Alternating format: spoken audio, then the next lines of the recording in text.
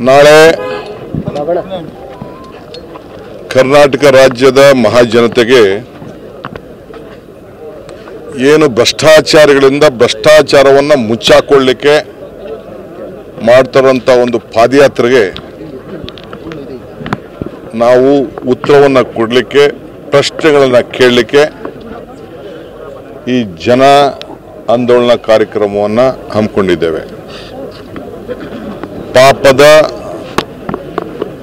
ವಿಮೋಚನೆ ಯಾತ್ರೆ ನಡೀತಾ ಇದೆ. ಸುಮಾರು 25 ಹಗರಣಗಳು ಬಿಜೆಪಿಯ ಸರ್ಕಾರದಲ್ಲಿ ನಡೆದಂಥ ಹಗರಣಗಳು, ಕುಮಾರಸ್ವಾಮಿ ಅವರ ಕುಟುಂಬದ ಹಗರಣಗಳು, ಎಲ್ಲದಕ್ಕೂ ಕೂಡ ಉತ್ತರವನ್ನು ಹೇಳಬೇಕು ಅವರು. ಈಗ ನಾವು ಮುಖ್ಯಮಂತ್ರಿಗಳು ಅಸೆಂಬ್ಲಿಯಲ್ಲಿ ಓದಿದ್ದಾರೆ, ಭಾಷಣದಲ್ಲಿ ಹೇಳಿದ್ದಾರೆ, ಅವರ ಕಾಲದ ಅನೇಕ ಹಗರಣಗಳ ಬಗ್ಗೆ ಹೇಳಿದ್ದಾರೆ.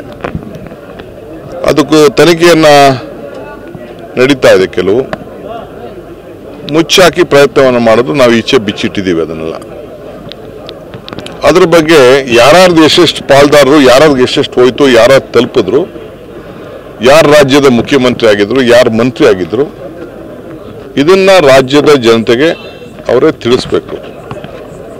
ಈಗ ನಮ್ಮ ವಾಲ್ಮೀಕಿ ಹಗರಣದ ಬಗ್ಗೆ ನಾವಿಲ್ಲ ಅಂತ ಹೇಳಿಲ್ಲ, ಅಧಿಕಾರಿಗಳು ಮಾಡಿದ್ದಾರೆ. ಮೊನ್ನೆ ಚಾರ್ಜ್ ಶೀಟ್ ಬಂದಿದೆ. ನಮ್ಮ MLA ಆಗಲಿ ನಮ್ಮ ಮಂತ್ರಿಗಳಾಗಲಿ ಯಾರು ಭಾಗಿಯಾಗಿಲ್ಲ ಅನ್ನೋದನ್ನು ನಾನು ಮಾಧ್ಯಮದಲ್ಲಿ ಓದಿದ್ದೇನೆ. ನನ್ನ ಅಫಿಷಿಯಲ್ ಚಾರ್ಜ್ ಶೀಟ್ ಓದಿಲ್ಲ. ನೀವು ಮಾಧ್ಯಮದವ್ರು ಏನು ಬರೆದಿದ್ದಾರೆ ಅದನ್ನು ನಾನು ಓದಿದ್ದೇನೆ. ಇವತ್ತು ಈ ಏನು ಬೇರೆ ಹಗರಣಗಳು ಮೂಢ ವಿಚಾರದಲ್ಲೂ ಕೂಡ ಈಗಾಗಲೇ ನಾನು ಪ್ರಸ್ತಾವನೆಯನ್ನು ಮಾಡಿದ್ದೇನೆ. ಕ್ಯಾಬಿನೆಟ್ ಮೀಟಿಂಗಲ್ಲಿ ಗವರ್ನರು ಪತ್ರ ಬರೆದಕ್ಕೆ ಅವರು ವಾಪಸ್ಸು ನಾವು ಹೇಳಿದ್ದೇವೆ. ಒಂದು ಹೆಣ್ಮಗಳಿಗೆ ಅಣ್ಣ ಕೊಟ್ಟಿರೋ ಸೈಟು ನಿಜ, ಜಮೀನು, ಸೈಟ್ ಅಲ್ಲ ಜಮೀನು ಕೊಟ್ಟಿದ್ದು ನಿಜ. ಸೈಟ್ ಕೊಟ್ಟ ಮೇಲೆ ಆ ಹೆಣ್ಮಗಳು ನನಗೆ ವಾಪಸ್ ಪರಿಹಾರ ಕೊಡಿ ಅಂತ ಕೇಳಿದ್ದು ನಿಜ, ಅವ್ರು ರೆಸಲ್ಯೂಷನ್ ಮಾಡೋದು ನಿಜ, ಸೈಟ್ ಕೊಟ್ಟಿದ್ದು ನಿಜ.